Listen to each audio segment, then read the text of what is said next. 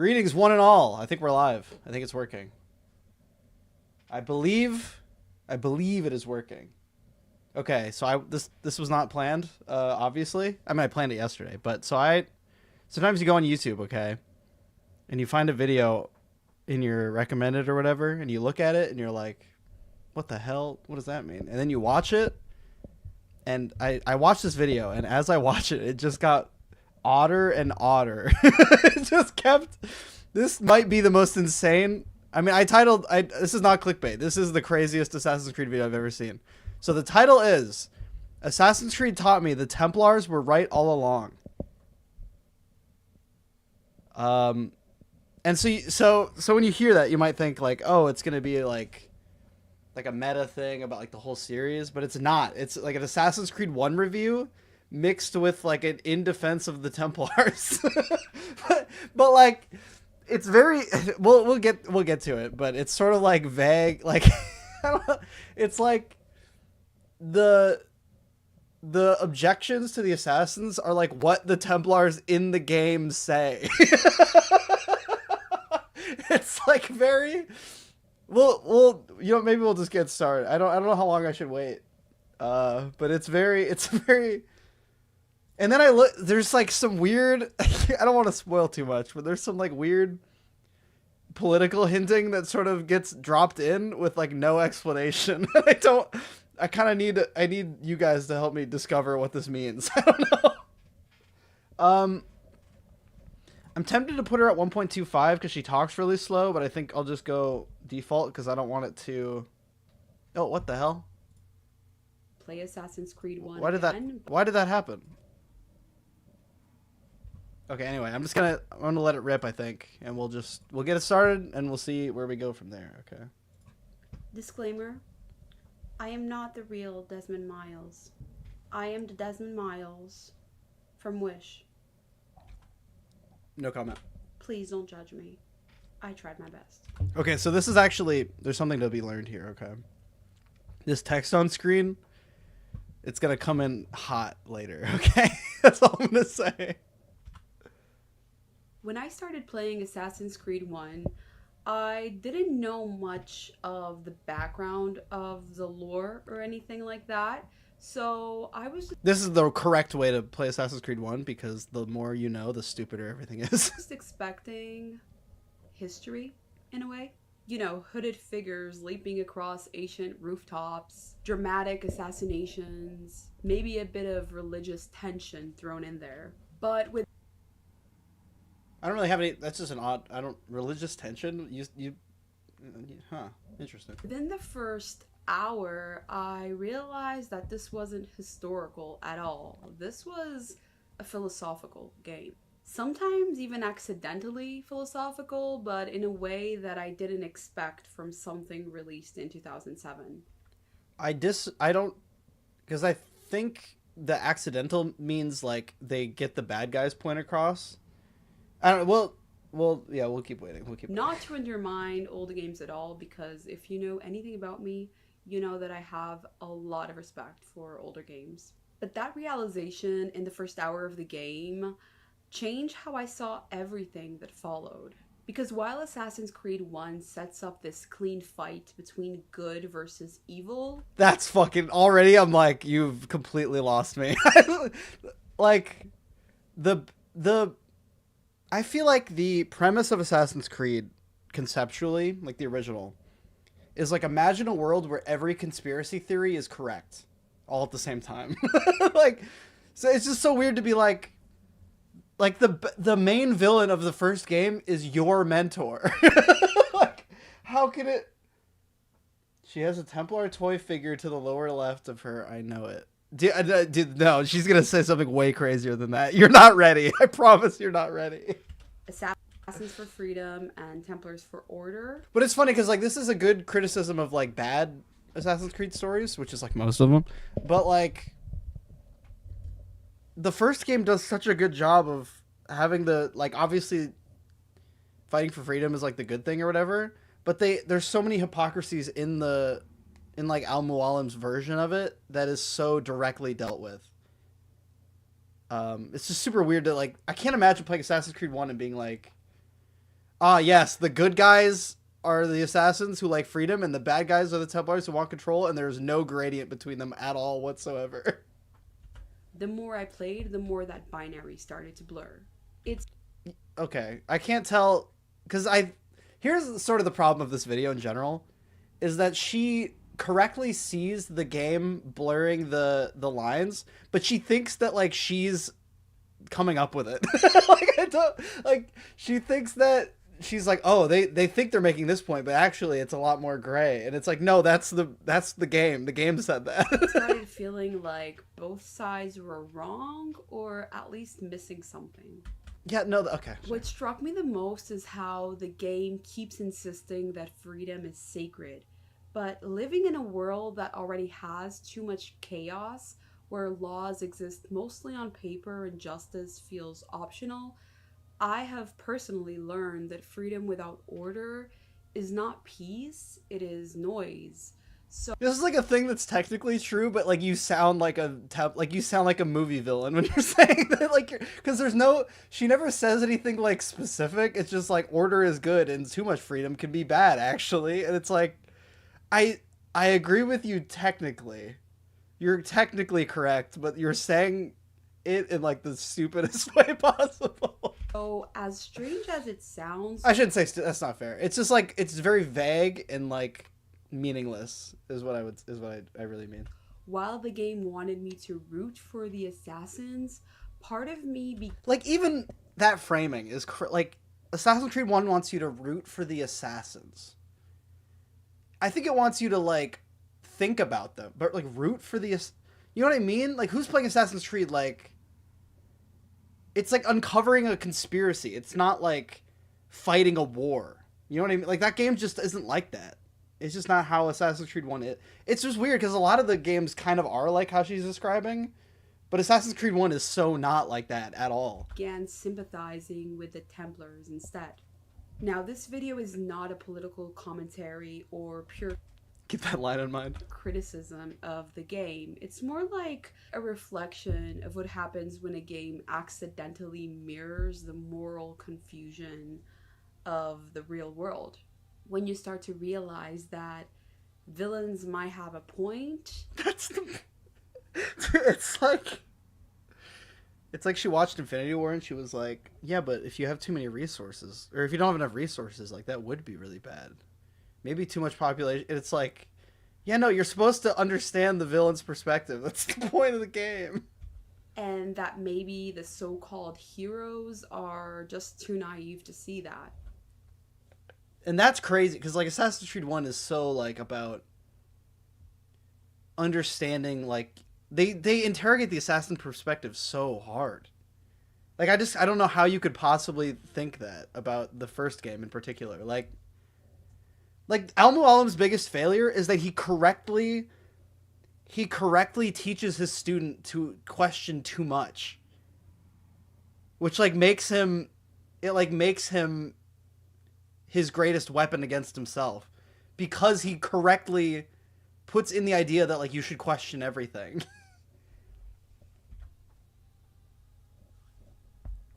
Do this. Oh my god, this part drove me insane. Altair is one of those characters who, for me, it was honestly difficult to like. When I first met him, he felt cold and dismissive and almost robotic in confidence. I think the game tries to present And it's like, okay, maybe she missed the like character arc. You know what I mean? Maybe, but then just wait. him as this bold, stoic professional, but at the start, in my eyes, he's just really arrogant. Like, that's what I mean. Like, she thinks she's being critical when she's just interpreting it exactly as it's meant to be interpreted. Like, yeah, no, no, he's not a bold, stoic professional. He murders an old man for no reason within like 30 seconds of the game starting. Like, yeah, my hot take, I think Altair at the beginning of Assassin's Creed pretty arrogant. That's what I know. They want me to think he's like a fucking cool badass, but I think like, bro. And then Al Mualim's like, "You are arrogant," and stabs him. The kind of man that walks into a room convinced that he's the smartest person there. Yeah, and it fucks up everything horribly immediately. He does that, gets one of the assassins killed, loses Malik's arm, and then loses the important artifact. Or no, actually no, I think they do get it, right? Or do they get it? I can't remember. When do they get the... Oh no, Malik gets it. Malik gets it out. That's what happens. And then watches everything crumble because of that mentality. And Yeah, wait, yeah, he fucks up so bad. They strip him of all of his equipment and rank. And then she's like, you know what? I think he actually wasn't doing a great job, personally. And what's interesting is that the game doesn't try to hide that flaw at all. I agree. I agree completely.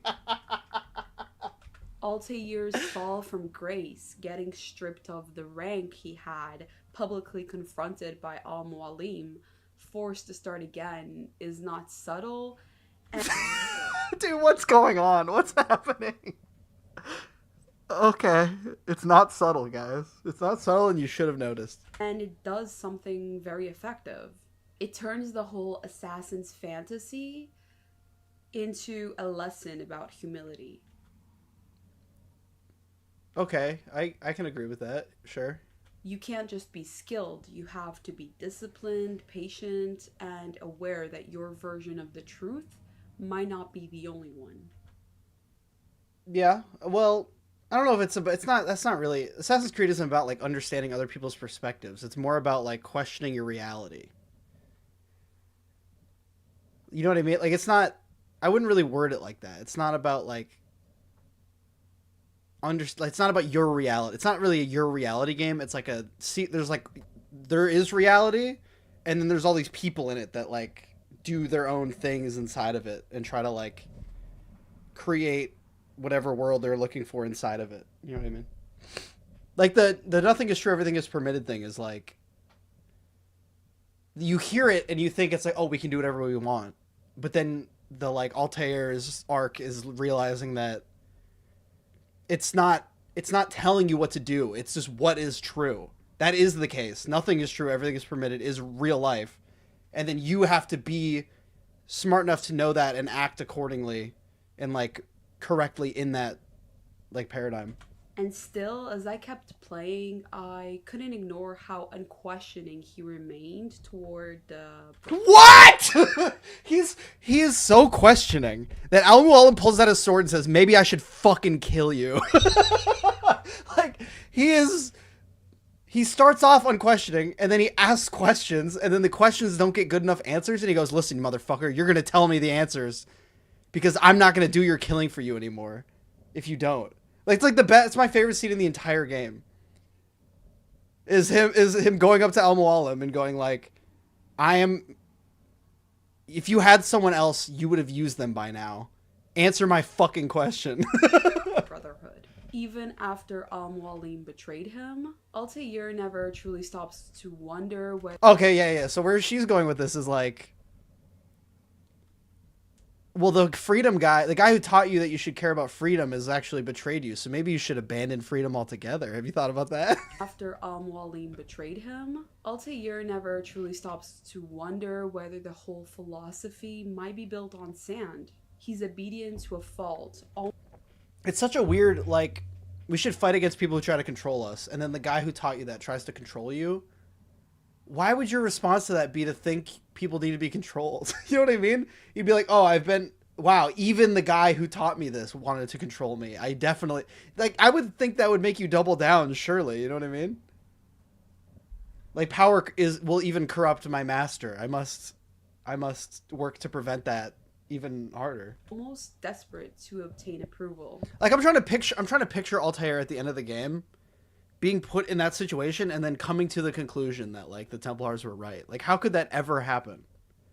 I like literally can't picture an alternate character that would think that way about that.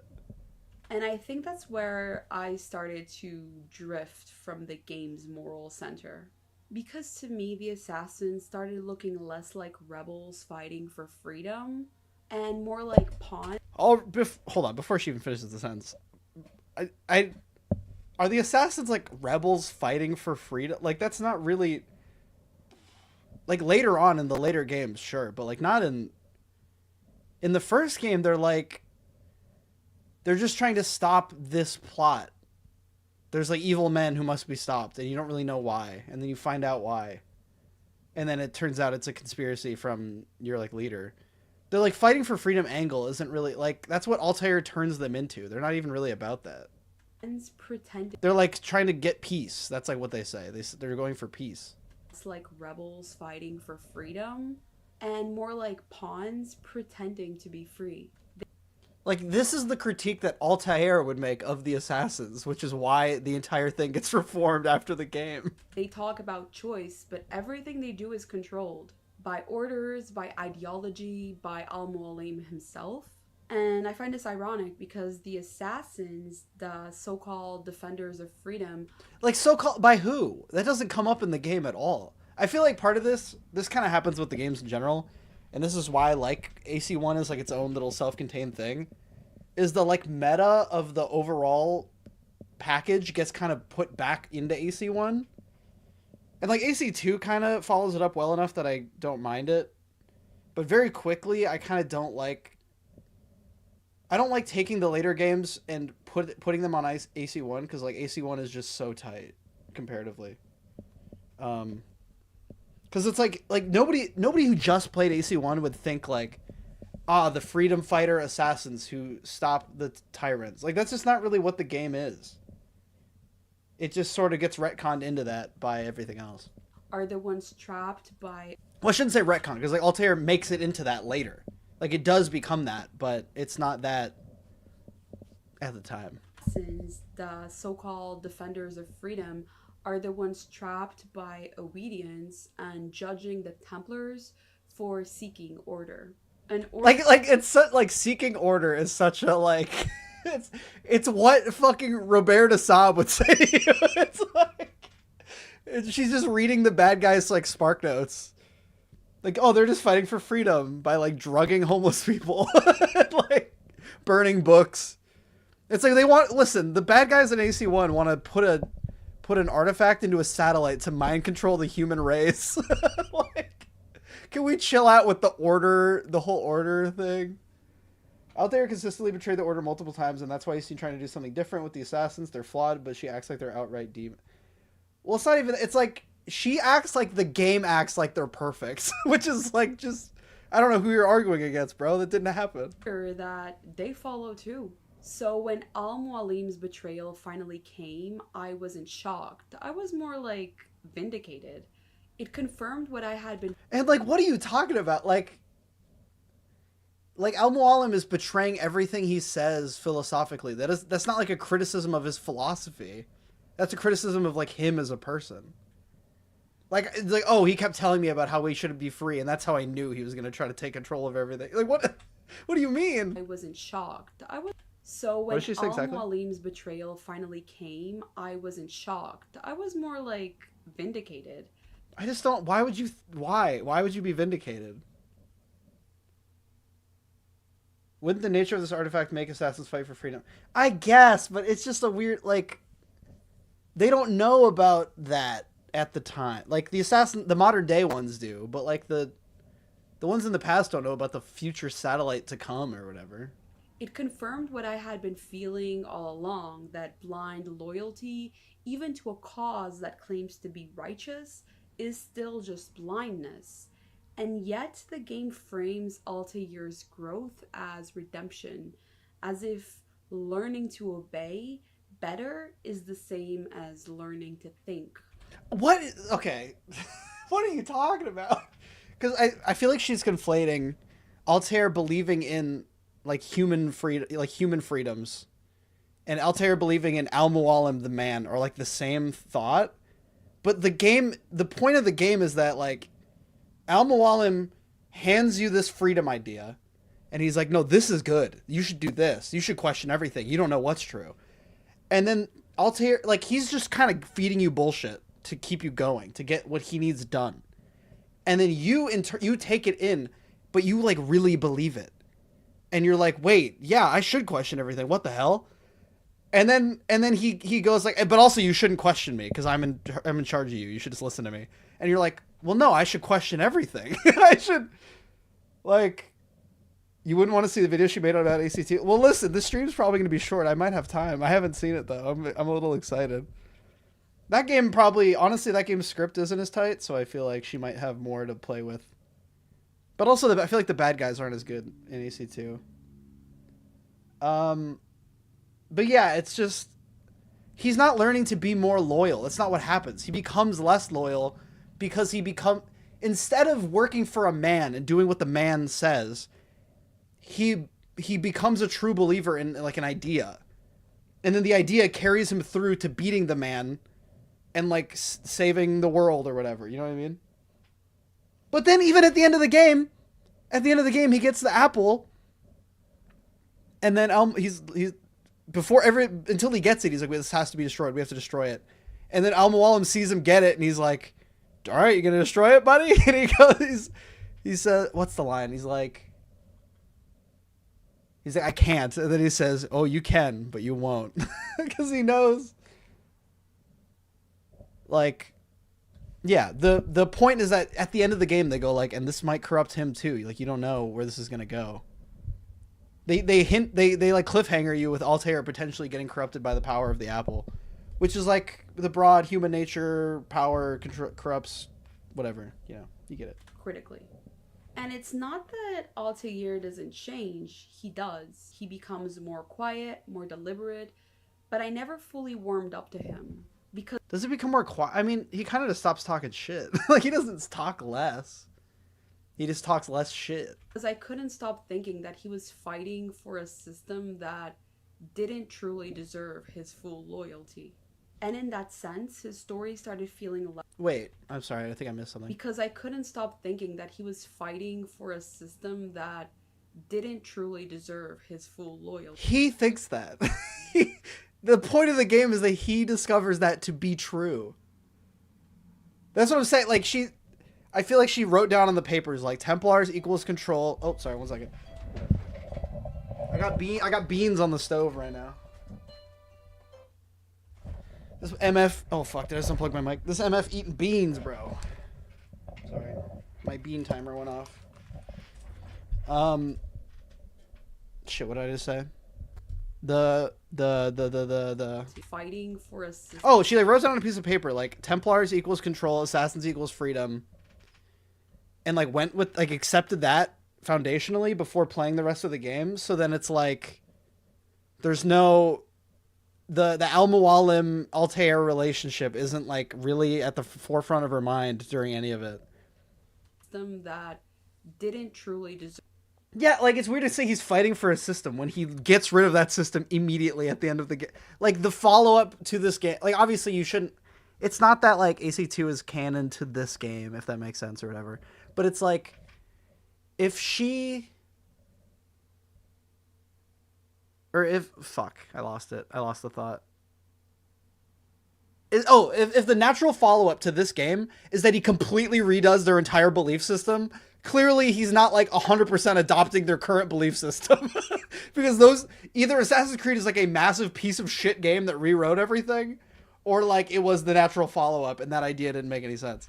Deserve his full loyalty. The Bean Anvil. What the hell? It's hailing outside, I think, or raining. I can't tell which. Oh, definitely hail, definitely hail. And in that sense, his story... The crazier part is when everyone agreed that it takes that nothing is true, everything is permitted as an invitation to do whatever you want and to be chaos. Yeah, it's very... It's funny because characters in the games have this misunderstanding constantly, and then the assassin always clarifies how it's not the case. It's very funny. He started feeling less like a hero's journey and more like a tragedy. An immature man that could have had a fantastic character arc, but realized way too late that his entire life was designed to serve someone else's illusion of control. You're correct, but that's the control. That's the same control that the Templars want. That's the point. It's the same. It's the same point. The comments on this are like, there's some like actual Some people saw this video and were like, yes, Deus Vult, brothers. Like, some people... This video gets weird, bro. Just wait. There's more. We're gonna take a turn.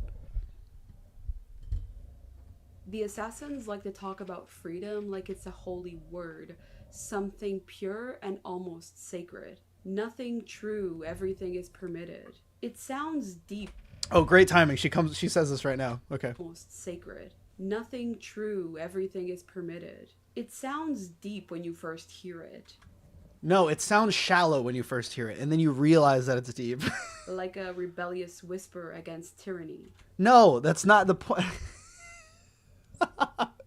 Let me get a browser tab up.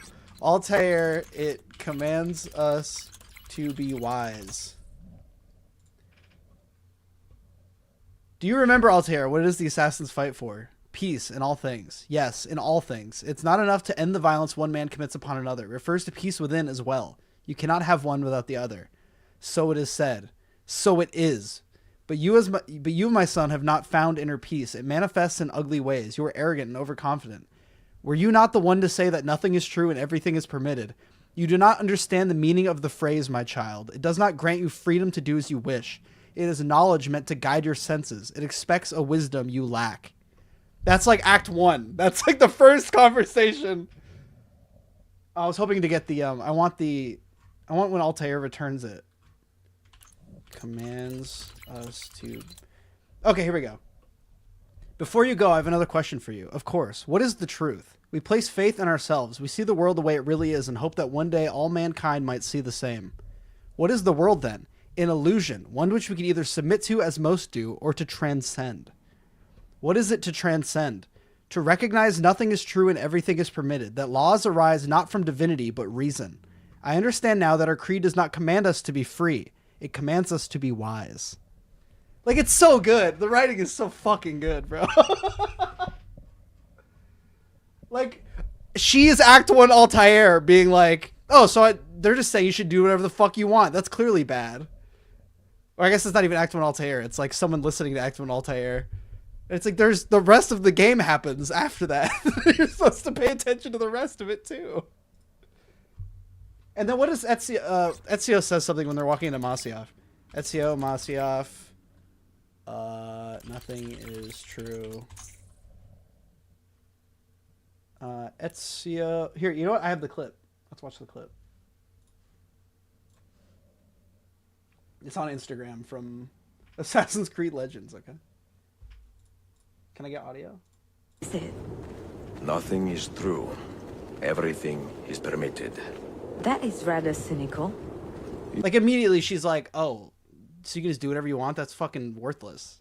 And then he immediately corrects it. It would be if it were doctrine, but it is merely an observation of the nature of reality. To say that nothing is true is to realize that the foundations of society are fragile, and that we must be the shepherds of our own civilization. To say that everything is permitted is to understand that we are the architects of our actions, and that we must live with their consequences, whether glorious or tragic. It's so good, dude. It's so fucking good. It's so good.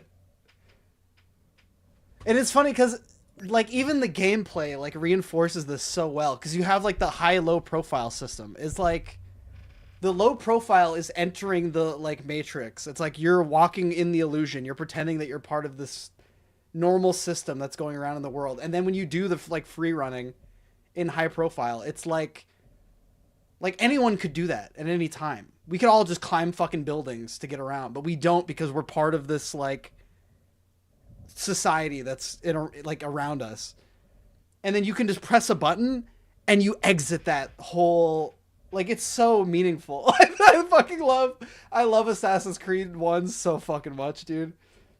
Like, you literally press a button on your controller and you exit the fake illusion of the world around you. It's so cool. It's like, it's so fucking cool, bro. It's so cool. Okay, anyway, let's continue. I'm sorry. But as I kept playing, that line started feeling more like an excuse than an actual philosophy. Like you just made that up. That's not true. Like, Altair in Act 1 does that. He thinks, oh, everything's permitted. I can do whatever the fuck I want. and then it ruins everything. It like costs a bunch of people their lives, and it ruins his life.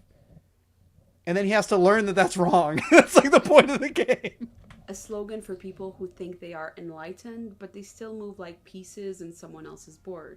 And the game paints the Yes, that's why El Mualim's bad, bro. He's the bad guy. He's the villain of the story. Templars as villains because they want order, structure, laws, and obedience. And sure, that sounds oppressive if you romanticize chaos as freedom. Like, this is just saying nothing. She's just saying, like, Templar platitudes, unironically. like, oh, you want chaos and we want order. It's like, yeah, well, obviously it's like a scale in real life. But, like, you're not, it's not real life. there's magic artifacts that can mind control the universe. And in that situation, you need someone who will not allow control to happen. But the older I get, the more I realize that order isn't really the enemy. It's a framework that keeps us from turning on each other. Like, I love the idea that, like, Templars are like, we should have speed limits, and the Assassins are like, you should drive your car 800 miles per hour. And I currently live in a country where the Yeah, she's saying all this like the game didn't explain it already. Yes, that's exactly yes. That is exactly the point I want to make. Thank you. law doesn't always work. It looks good on paper, but there's no one to enforce. Yeah, she's forgetting the part where these Templars don't just want order. They want to remove all individuality and thought. Also, okay, so this is where the video gets weird, okay? I didn't even notice it was on screen. So there's like a little bit of like a teensy weensy bit of like right-wing something going on in this video, and I have no idea. I've tried to identify it. I have no idea what it is. The law doesn't always work. It looks good on paper, but there's no one to enforce it. And like, first of all, that's like the cops are the Templars, just to be clear. Like if you have to be like assassin Templar, the cops are clearly more Templar coded, okay? Obviously, that's a stupid way to think about it. I'm just saying, like, it's weird to be like, I'm on the Templar side. Also, or no, I guess she's saying that cops are good. I'm a Templar. Never mind. I'm missing. I was off. justice often just feels optional. But wait, no, I know what my objection was. She said like the laws are ignored or whatever. We live in a country where Oh, I forgot. She said a socialist country. She lives in a socialist country. that keeps us from turning on each other. And I currently live in a country where the law doesn't always work. It looks good on paper, but there's no one to enforce it. And justice She lives in a socialist country where people say to defund the police. I guess I don't know. I don't know the relevance to Assassin's Creed, but it sort of comes up. is often just The ending in Masyaf, where you go through all the slave villages, is a world that the Templars want. I kind of want like a pluribus. I feel like pluribus is the same as Assassin's Creed in terms of the like premise, kind of. That's a stupid way to word that, but I think you get what I'm saying if you've seen both things, but like that's bad. Okay, it's clearly a bad thing. Everyone knows it's bad. Okay, do we really have to? Whatever, it's fine. We'll continue. feels optional. And when you have witnessed that disorder up close, you start to understand Like the vibe I'm getting from this is like, I've seen poverty. We need fascism. like she doesn't say it. I don't want to put too many words in her mouth, but I'm just like, what are you saying? Like, where is this going? I don't know where this is going. why someone might crave the order that Like, yes, that is how strongmen dictators take power, is that there's disorder and then they claim that they're going to fix it. But like, when is that, do I have to, really have to argue against like dictatorships right now? Like, do I really have to? the Templars dreamt about. Freedom, the way that This is ma'am, this is an Assassin's Creed review. assassins define it, start to look more like a luxury for people that have never suffered the cost of it. They talk about moral choice while ignoring that choices have consequences. And that too Like, what? I don't even know. This just, there's so many platitudes. It kind of pisses me off. It's just like, it feels like a book of slogans just said back to back. Even throughout AC, even the well-intentioned Templars always want power for themselves and even do needless evil things. Templars in the games think they're better than the rest, but they're just as vulnerable to the same flaws as the people they hate. She's confusing order with dictatorship. Yeah, but like in a pro-dictatorship sort of way. Too much freedom without boundaries often dissolves into cruelty. And it's weird. It's like, yeah, I don't think the assassins are like anarchists. Like that's not really. The reason as to why it sounds weird and vague is because the script was written by ChatGPT. I'm not even kidding. I don't want to throw that out because I don't have enough evidence. Excuse me, but I literally thought that yesterday when I was watching this. I was like, wait a minute, is this AI? Because it would make sense, like because so many things are just like vague, slogany sentences that like don't mean anything. Like there's no content to the words. It's just words. But I don't know. We'll see. And that's why I find the Templar philosophy strangely compelling. They don't deny human weakness. They try to contain it. They don't deny human weakness. They try to contain it. But they like ignore their own like the reason that tyranny is bad isn't because like the rule, like a perfect king who is perfectly moral wouldn't be objectionable. The problem is that no man can be trusted with the power to do it. Like that's why there's all the phrases like freedom is the worst, or whatever. Democracy is the worst system except all the other ones, or whatever. There's another word with a C that you can use. They want a world where the wicked can't. Yeah, there is a lot of it's not X, it's Y. Yes, that's another thing. That's in here a fuck ton. That's like the biggest piece of evidence that there is. Exploit the kind-hearted and where peace is. I don't think the assassins are anarchist. Ezio supported Lorenzo. Arno helped his political assassins. There are more examples in the series of assassins not wanting total anarchy. Well, yeah, it's just it's like, all right, ChatGPT, you have to argue against the concept of freedom. It's like, well, sometimes too much freedom means there's not enough safety. You have to balance the two things. Like, yes, thank you. You can't exactly put your finger on it. I can usually tell with these video essays because they do a lot of, it wasn't just blank, it was blank. That is very, we'll do a counter, okay? We'll start counting them up. Enforced rather than just hoped for. It's not pretty, but it's real. It's not pretty, but it's real. That one feels more like a real sentence, though. And Al-Mualim's betrayal actually made that contrast clearer for me. His plan. Holy screen tear! Is the screen tearing in the video? To control humanity through the Apple of Eden. Why is there horrendous screen tearing on this footage? To force peace rather than wait for it, felt like the logical endpoint of both ideologies. What? Wait. I gotta hold on. I'm sorry. I gotta go back. Kind-hearted and where peace. She also talks really slow, which fucks me up, bro. Is enforced rather than just hoped for. It's not pretty, but it's real. And Al-Mualim's betrayal actually made that contrast clearer for me. His plan to control humanity through the Apple of Eden, to force peace rather than wait for it, felt like the logical endpoint of both ideologies. No? No? Question everything. We want peace. I'm like trying to think of like how could you boil down Al-Mualim's like ideology as stated? It definitely doesn't lead to we need to control everything. Like, nuh-uh, Your Honor, nuh-uh. The assassins call him a monster, but part of me understood him. Because deep down, don't most people want a world where no one can hurt them anymore? Okay, I don't want to interrogate that too much. I feel like there's, especially considering other content she's made, I just really don't even want to comment on that. Where morality isn't left up to chance or chaos. And that's what I believe the game doesn't fully confront. That maybe we already live closer to the assassin's world than we think we do. We obey systems that we didn't build. We consume information filtered by invisible hands. So this is what I mean. There's like just vaguely vaguely like, what? Huh? What, ma'am? Ma'am, this is an Assassin's Creed review. Ma'am?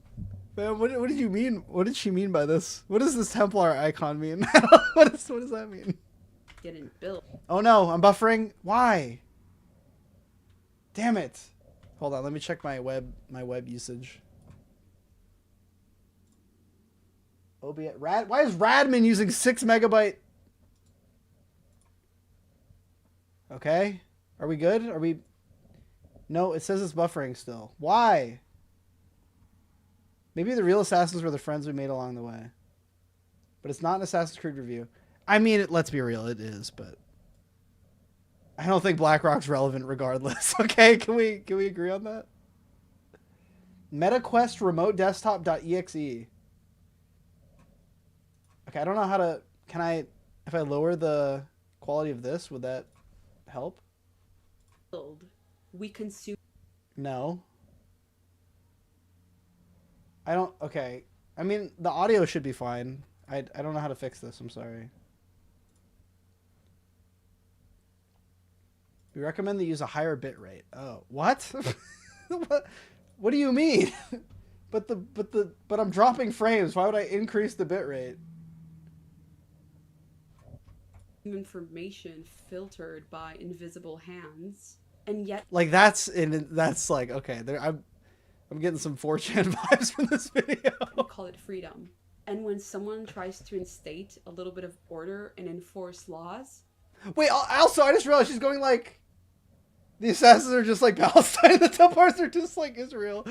Yeah, but she's on the side of the Templars. Like I'm a little bit like the BlackRock. It's weird because like the BlackRock thing is like, isn't that hinting that we live in like a globally controlled conspiracy world? That means the Templars are winning. Like, surely the global like Jewish control or whatever would be something that it'd be like a false flag that the Templars would come up with. If we're gonna try to tie these two things together, which we should not do, to be clear. What is like BlackRock? What? Surely Templars. Abstergo is BlackRock.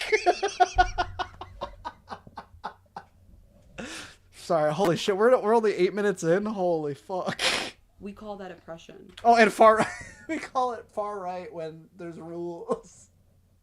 What is going on? What is going on? Do you know what I mean though? You're 9 minutes into your like Assassin's Creed video essay, and then she's randomly like, and then they call order far right. You're like, what the fuck are you talking about, ma'am? No, she's not. She's saying BlackRock is bad, and we need far right something something. We need things that are good that are called far right that aren't far right, is what she's saying. But like that's popular. Like the populism side is surely anti-Templar. If you're like a populist, like we need to drain the swamp or whatever. The swamp is the Templars. Am I crazy? Altair fights illusions without realizing that he is inside of one. No, he learns that he's inside. That's the point of the... And maybe that's my takeaway of Assassin's Creed. Why am I dropping frames, damn it? The Templars create capitalism? I did not. Is that real? Wait. Did the Templars... Oh god, I'm gonna accidentally get a bunch of like actual anarchists being like, you know what? I'm on your side, butter. I'm like, no, stop. Wait, go away. Did the Templars create banking? Wait, did the Templars create capitalism? Assassin's Creed. Let's add that clarifier at the end. Oh my god, it's literally... What game established this? That's so fucking stupid. Wait. Oh fuck, I lost the tab. There's an Assassin's Creed page, like wiki page on capitalism. That might be the funniest thing I've ever seen in my life. Okay, wait. Capitalism is an economic system based on private ownership of the means of production. The Templars created capitalism as a means to keep the working population. Oh, Brotherhood? Brotherhood established this? That's so fucking stupid. What? John Maynard Keynes created several new theories and forms of economics based on capitalism. They use the ultimate goal being the eventual collapse of democracy, creating an ideal situation. Wait, that can't be real. What? The capitalists will do what we tell them to do. We print the dollars they worship, after all. It's just the sentence, capitalism is an economic system based on... That's fucking so stupid. Why would they put that in the game?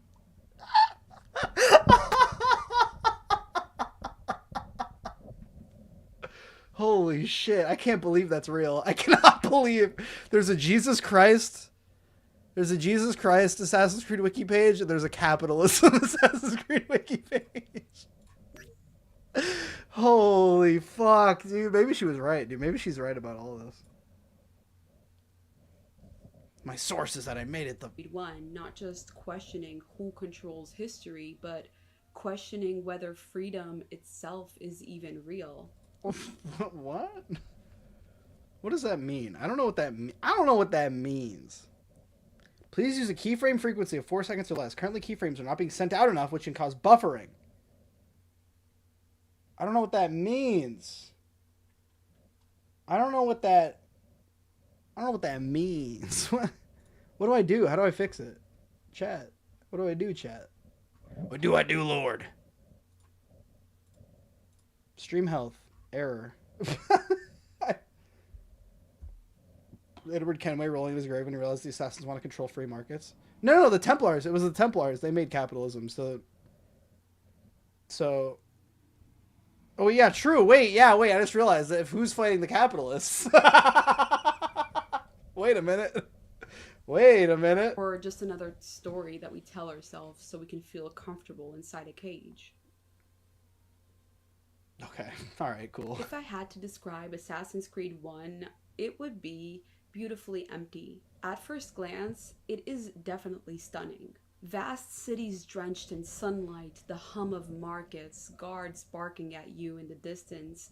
There's a meditative quality to just wandering. This is actually a very good insight that most Assassin's Creed reviews would not bring up, so I actually respect that. But after a few hours, that stillness turns hollow.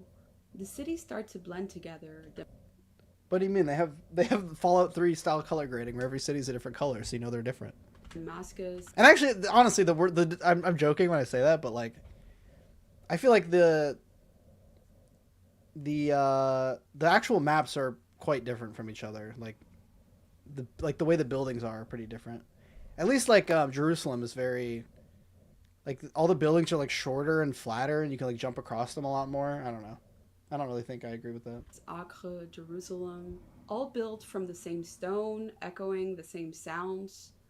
Are we back? Is it working? Are we here? Are we alive? Chat! Fuck, it's buffering immediately. Shit! I don't know what to do. Professional streamer. If you set the FPS to 30, then restart, it'll fix the keyframe interval. Wait, what's the... It's at 30 FPS right now, isn't it? Isn't it? Oh, fuck, it's at 60 FPS! Hold on, wait, I'm gonna fix it. The buffering got worse. Well, there's no video playing. I don't even know how you would know. Okay, I'm going to set it to 30 FPS, then I'm gonna restart again, and then... Okay, I think we're back. Okay, it says stream is excellent. I found the keyframe interval thing and I set it to auto. So I don't know if that fixed it. And then I also set the FPS to 30. So I think we should be good. I think we're good now. I think everything is fine and nothing bad will happen ever again. So you know what? I believe. Let's go. Of course, I am not going to get too critical about that because that's... Also, shout out Animus Drifter. This gameplay is fire. Sameness might have been a technical limitation, but it also creates this weird atmosphere of monotony that fits the story. Altair is stuck in a loop, doing the same investigations, climbing the same towers, killing another Oh yeah, I forgot where she goes with this. This is so funny to me. man who insists he's doing the right thing. The repetition becomes the point. It's Damn it, it's poor again. Fuck! I don't know what to do. I don't know how to fix this. I can lower the quality. What's the quality at? Is it 1080? It's already 1080p, bro. My internet's bad. What can I say? 26% of frames have been dropped. Fuck! Is it my internet? I just don't know I don't know what's doing it. It told me my bitrate was too low already. I don't know how to stream her, bro. What can I say? What can I say? Is it working? Is it working? Connect an encoder. Oh, shit. Oh, are we back? It's still poor. It's still poor. It did not help. They're telling me to turn up my bitrate by like 8x, by the way. I don't know what to do, dog. Streamlabs, you fucks. Okay, wait. What if I just boost it in Task Manager? There's no way that would fix it, right? What if I go OBS? Wait, I have regular OBS open?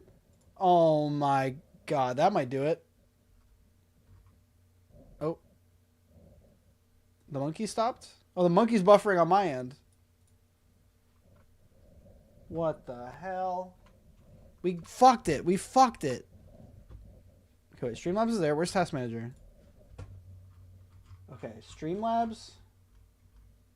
OBS. Right click. Priority high. Man, I was having such a good time. I'm so sad that this is happening. Just got here. What are we doing? Yeah, about that. Shit! Everything's cooked, bro. I was trying to watch this video, but my stupid computer broke or something. It still says poor. My stream health is poor. Okay, the Templars are right and we're all idiots that need to be controlled. True. I'm gonna just try to send it, I guess. 64% of frames have been dropped? Usually related to a poor network connection. I think I have to restart my internet, bro. Oh, because I don't know how long does YouTube give you before it like murders your stream? How long can I disconnect from stream to before it ends? As soon as it stops receiving data, 90 seconds.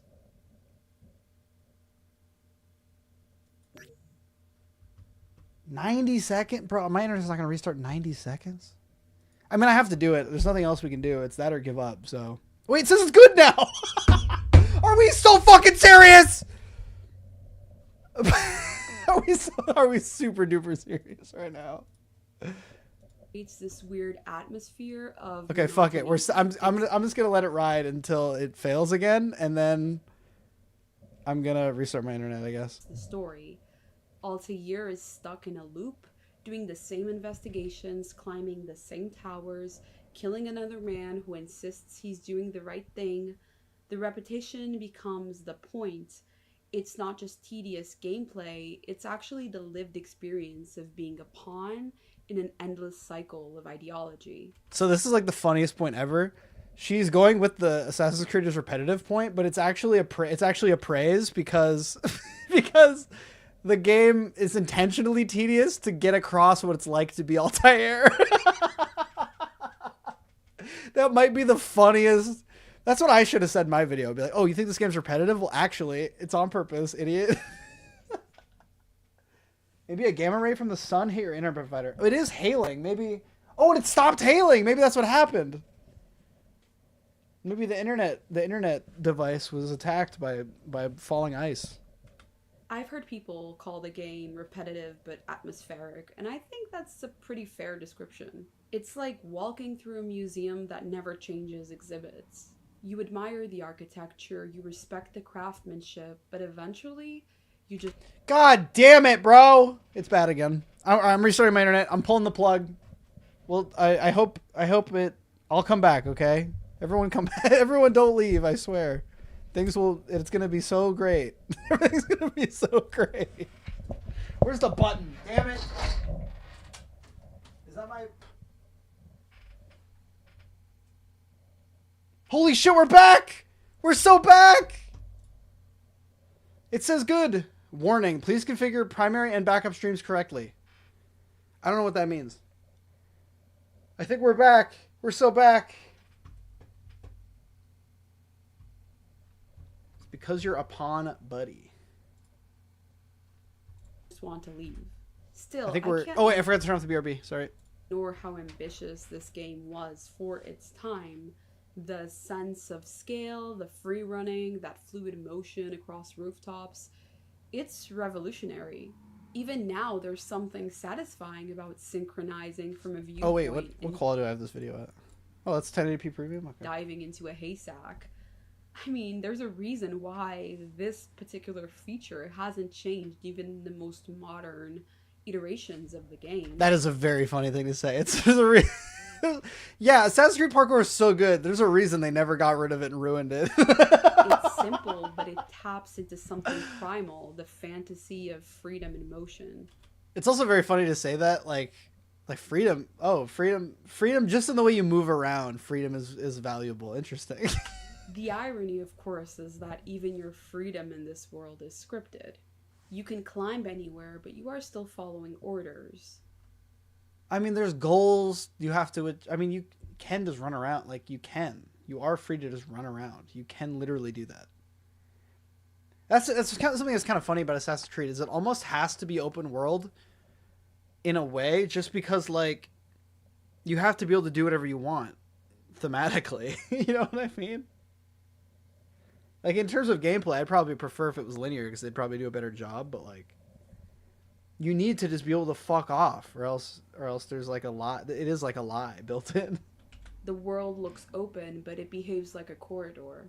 And maybe that's why it feels so haunting, because it's a sandbox built on invisible strings. So by the time I finished my very last mission on this game, I admired how alive it looked, but how dead it felt. Like,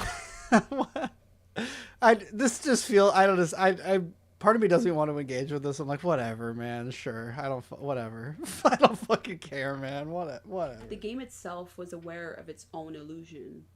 Like, no, they didn't make it feel hollow on purpose. It was like a technical they would have obviously wanted it to be more, like, believable, obviously. A breathtaking simulation of a world built on repetition, control, and routine.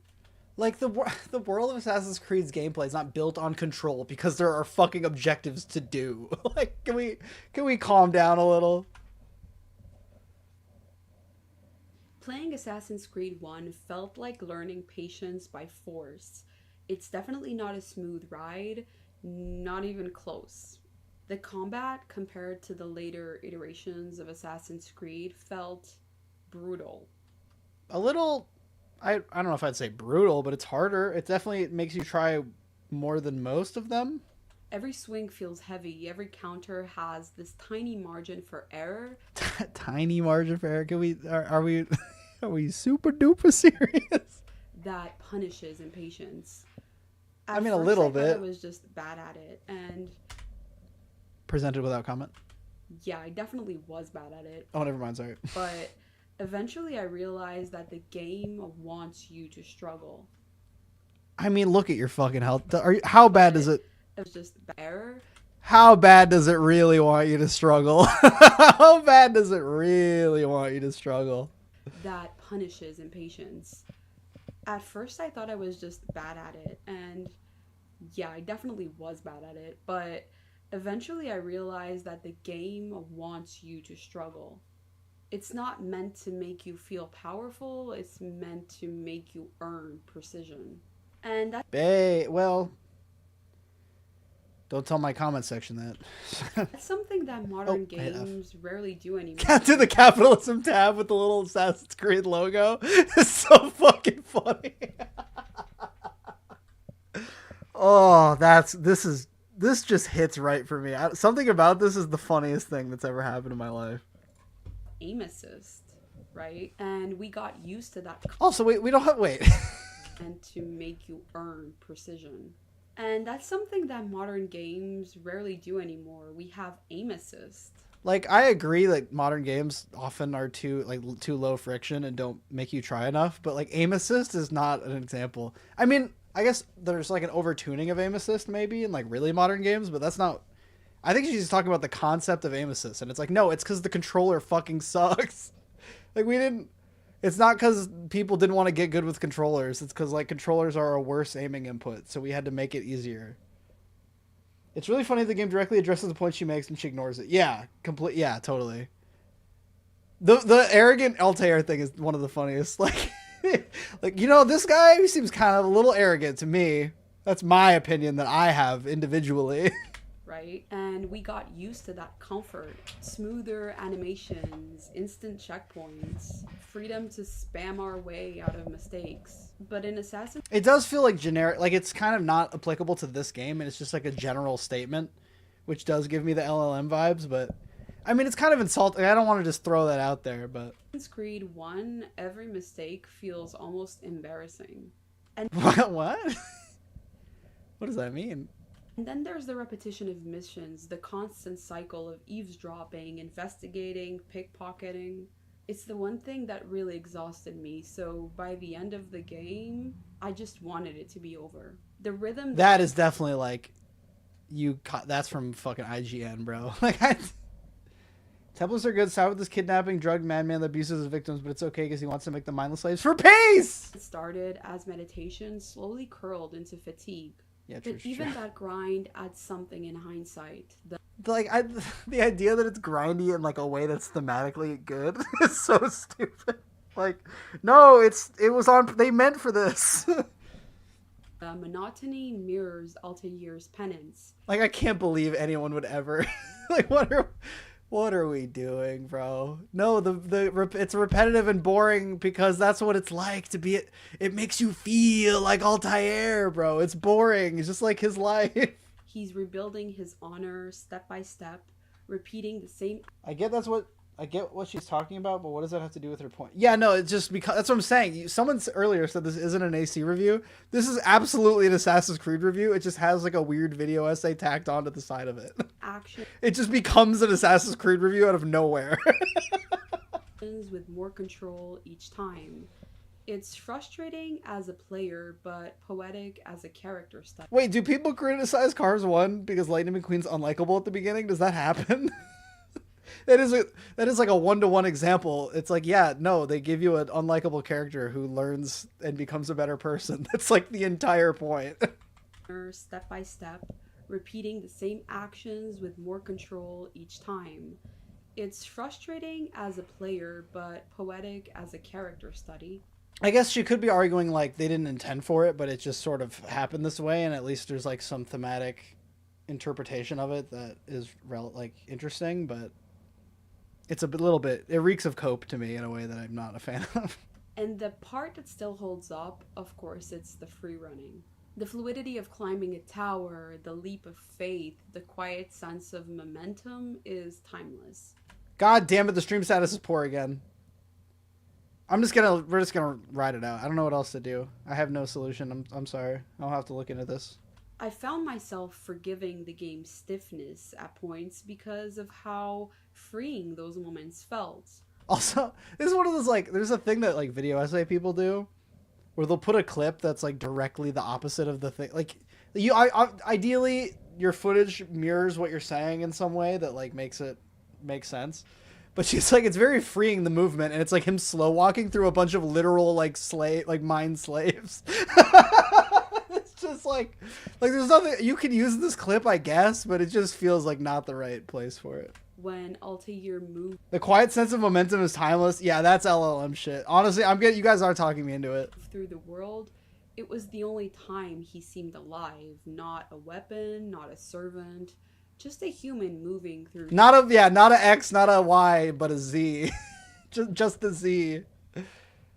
Dude, it is. This fucking shit is. I'm actually so pissed off that I was convinced this wasn't LLM generated. Something vast. The stream looks smooth. It says bad, but I'm just gonna let it. We're gonna let it ride. The stealth part is also one of my favorites. It's maybe not as refined as the next titles, but it does demand awareness, and it looks pretty cool as well. You can't. I mean, that can be your opinion, I guess. Sure. Can't rely on gadgets or distractions. You rely. I mean, you can use distractions, but whatever. On Let's not get too pedantic here. Silence. It's awkward and it feels deliberate, almost like a ritual. So by the end, the gameplay had worn me down.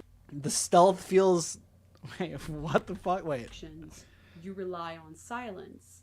It's awkward. You rely on silence. Well, no, you do. There's no. The audio component of stealth is literally not present at all, but. And it feels deliberate, almost like a ritual. It's awkward and deliberate, like a ritual. What the fuck are we talking about? I'm actually kind of mad that I feel like I put in too much effort. But then there's like I get the AI generates now derogatory term for bad writing, so it gets used to loosely. Yeah. But you're about to say the second half, which is that this is literally LLM But what's weird is like the LLM didn't generate like control is like laws are far right. Like the LLM didn't come up with that. You know what I mean?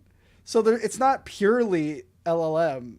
She like did her own stuff in there.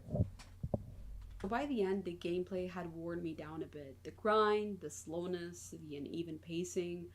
But it also taught me. Maybe it's why the two like halves of the video feel so like disconnected, is because it was like I have my point, and then I'll just LLM to fill in the gaps. Something about the series' DNA. That tension between freedom and control isn't just in the story. It's how the game makes you play. You're constantly balancing impulsive freedom with disciplined precision. The game can feel frustrating for sure, but it's the kind of frustration. It kind of pisses me off too to like say all this shit about like the movement. Like movement. Talk about like you have to make all these decisions, and then just to use a actually talented person's gameplay instead of your own, because obviously you like don't you don't actually believe any of this. Yeah, the defund the police, am I right, was their doing. Yeah. That's what I'm saying. Like an LLM didn't write that. Almost pleasantly unforgettable. Maybe even unforgettably traumatizing, if you. What the fuck are you talking about? What is going on? Will. Whatever, man. Let's just leave it over. Personally, the modern sections of Assassin's Creed 1 is where my focus started to slip a bit. Every time I began to sink into the medieval rhythm of the game, suddenly I was yanked back to 2012. Into sterile hallways and Desmond's sulky defiance. Sulky defiance? What? What does that mean? Is it like that he's not mad enough? Or is the idea that like just be fucking kidnapped, pussy? Like, I don't know. I understand why it's there, because it builds the larger mythos, but... It builds the larger myth? No. The larger mythos is not part of this game's, like, what it's going for at all. Like, it's super... The Desmond Altair parallels are extremely important. Like, it's super... Desmond learning all of this and like understanding the world he's a part of is like so directly important to him as a character in this story. It is not about like they're not like building the lore. That's like not what's happening. And why it's there, because it builds the larger mythos, but emotionally it's jarring. And just like Altair, I mean, that's subjective, I guess. You can feel that way. Desmond just didn't land for me.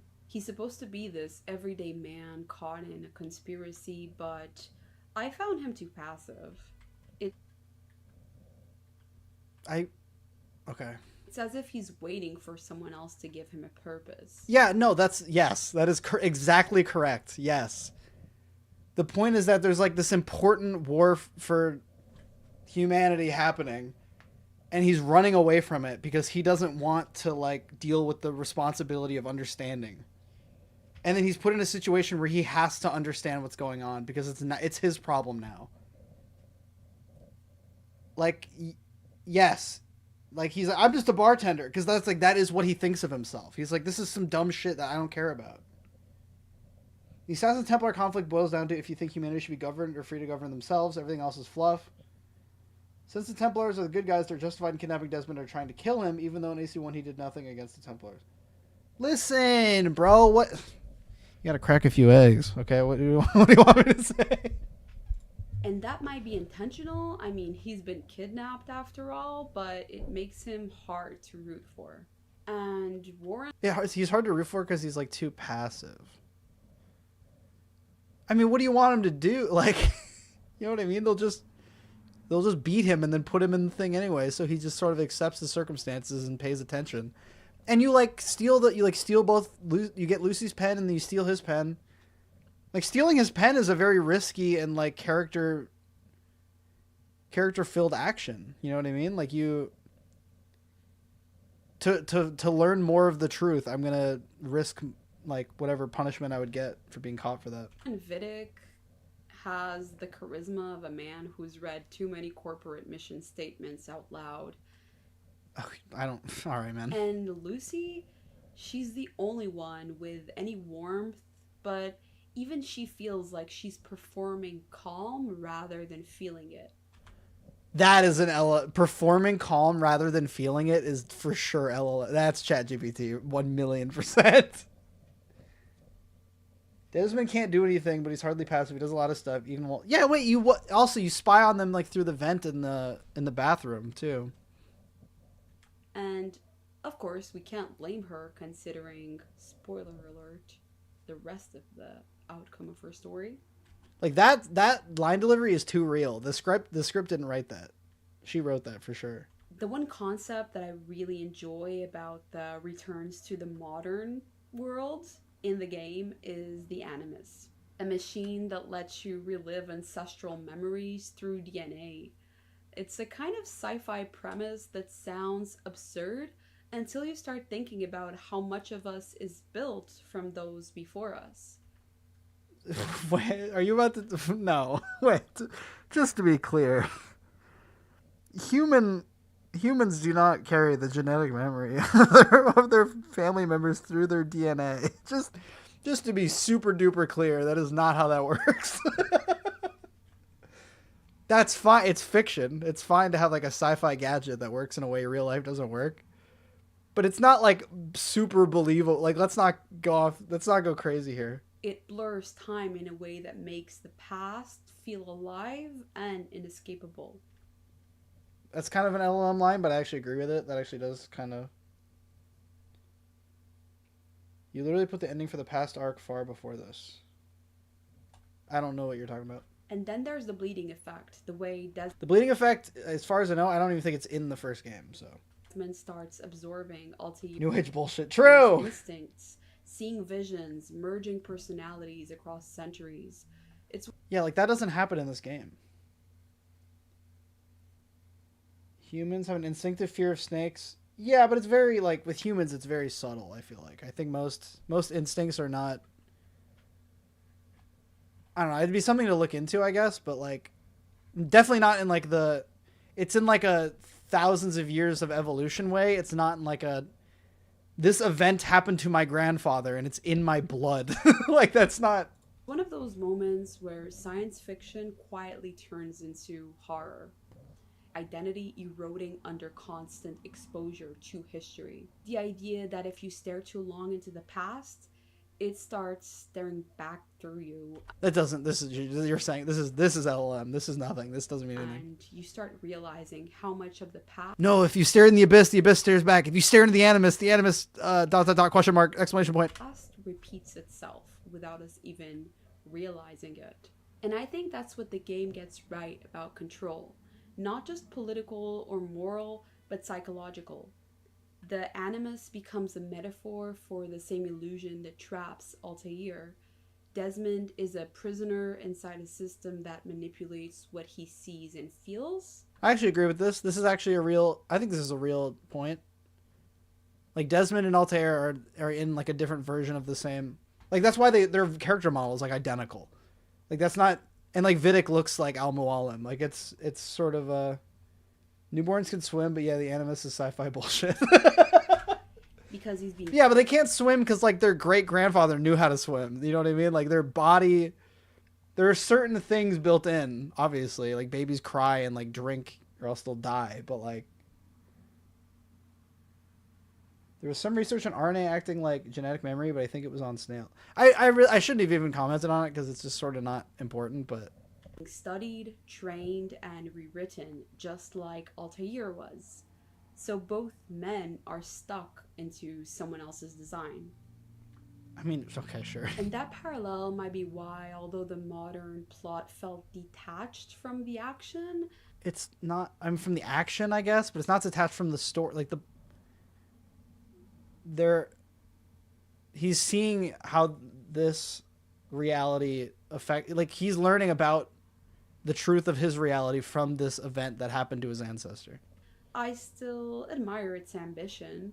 It's the first time that the series says out loud what it is about. It's the first game. That history is not something that we can escape, that it repeats itself. I don't think Assassin's Creed says that. At least not originally. That history repeats itself? Like, that's not really a relevant theme at all. Is it? I mean, I guess because Altair and Desmond are, like, similar. I think I disagree with that completely, but... That it's something that we inherit, and that we might not consciously remember our ancestral memory, but it's there, and it means something. See, like, this is what I was talking... This is not what the game is saying at all. This is the thing people say. Sorry, we'll try to remain focused, Mr. Butter. Sorry, no, you're fine. I'm sorry. I didn't mean it like that. But yeah, this whole like idea that like I have like ancestral trauma or whatever, I think that's like a really stupid, like, obviously if a thing happens to someone and then they have a kid and then they like react around that thing a certain way because of that could cause the kid to like have some sort of echoed whatever. But if you took 3 generations of a family and you blew their left leg off with a shotgun, okay? And then you took the baby of the 4th one, separated them completely, raised them into adulthood, and then like brought a shotgun into a room in like a neutral context. I don't think they'd be like, oh, my leg. Like, it's not genetic. There's nothing genetic about it. It's not genetic in the slightest.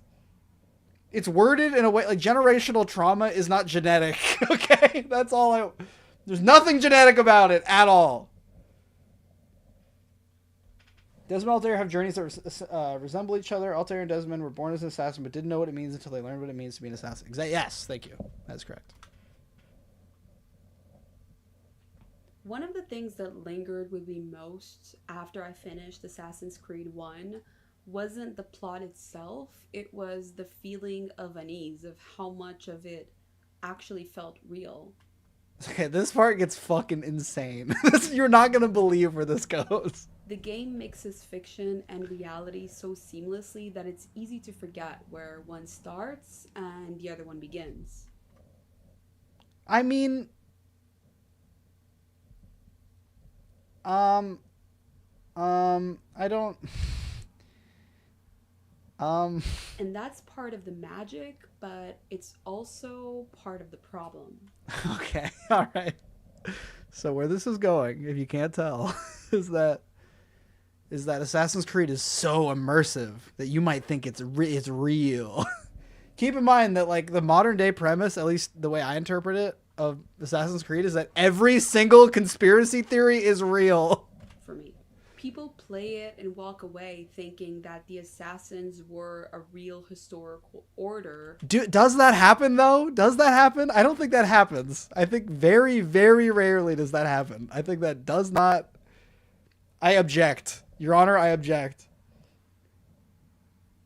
When I was a kid, some of my classmates were talking about AC as if it were an actual IRL people. I remember some kid believed that Ezio was real. Okay, but those kids think that fucking like John McClane is real. Okay, like obviously, if you're a kid who doesn't know the difference between fiction and reality, that's whatever. But this is like a rated M game made for adults to play. Yeah, if you're like a child, if you're like a stupid child, you might believe this. Yes. That fought against the Knights Templar, but they weren't. Voted most likely to be indoctrinated into a cult. Not like this at all. The Templars existed, and the assassins, as Ubisoft built them, are pure fantasy. And that imbalance shapes how players read morality in the story. In the story? Yes, in the story. In the story, specifically. Yes, correct. In the story, they think morally about these characters, yes. And this is where my biggest issue with the franchise lies.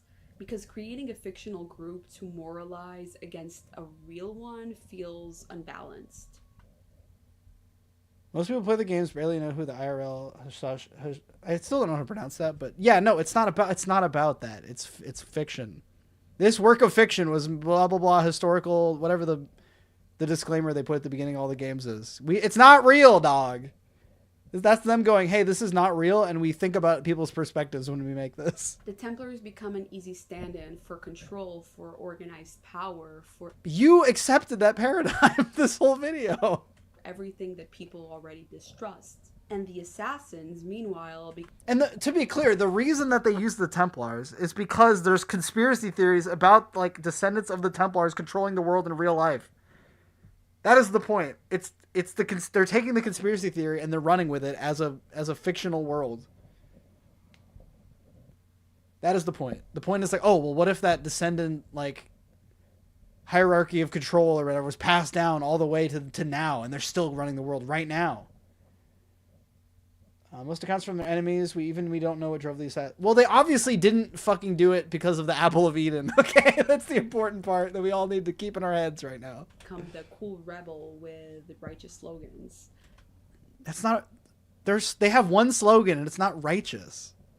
It's simple marketing, but it does shape perceptions. Yeah, it's not real, bro. It's pretend. It's a pretend story. I mean, stories always do. Especially stories that are this immersive. It's too immersive. You're tricking the masses. They're going to think that Robert de Saab wanted the apple, bro. They're going to think that. They're going to believe the real man wanted it. They're going to think that. It's too real. They can't control their minds, bro. And honestly, this is why I side with the Templars in history and in the game. Listen, I'm not super historically literate on the Templars. I wanted to look into it, but it's too much. It's too much work for too little payoff. Something tells me that's a thing you're not supposed to say. It's just the vibe I get. I feel like you're not supposed to say that you love the Templars IRL, but here's the real thing. I know who says they love the Templars IRL, and those people fucking suck. That's all I know. Since Altair, the game frames the assassins as heroes and the Templars as villains. But it's not... There's some... we gotta look at the comments after this. There's some stuff in there. It's not that simple. Assassins fight for freedom and Templars fight for order. This is where my main issue with Harry Potter lies. People might start to believe they're wizards, and this is problematic. True. And then they get indoctrinated into a cult, that being... one that contains a wizard, if you catch my... The game frames the assassins as heroes and the Templars as villains. But it's not that simple. Assassins fight for freedom and Templars fight for order. And freedom sounds appealing until you realize what it actually means. No rules, no